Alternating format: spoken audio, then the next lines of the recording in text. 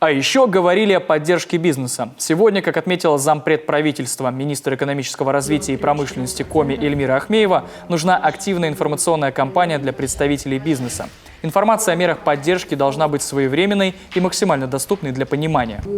Одним из ключевых мероприятий антикризисного плана поддержки экономики в республике является увеличение финансового обеспечения регионального фонда развития промышленности.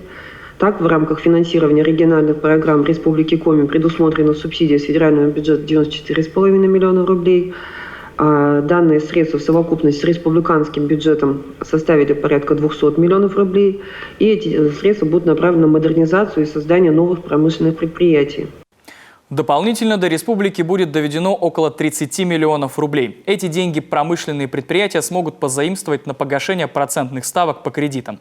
В результате этой работы в 2022 году будет профинансировано не менее 7 инвестиционных проектов. Будет создано 77 рабочих мест, привлечено около 400 миллионов инвестиций в лесную и металлообрабатывающую промышленность. Что до малого и среднего бизнеса, то с 13 апреля начала действовать обновленная микрокредитная программа по ставке 0,1% годовых, которая предусматривает увеличение предельной суммы микрозайма до 3 миллионов рублей. Напомним, ранее можно было взять не более миллиона.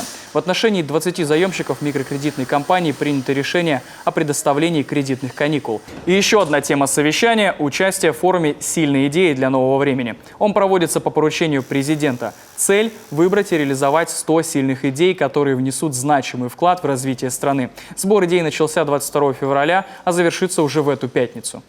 Прошу руководителей муниципалитетов поднять всех своих активистов, я имею в виду в сфере стартапов, бизнес-идей,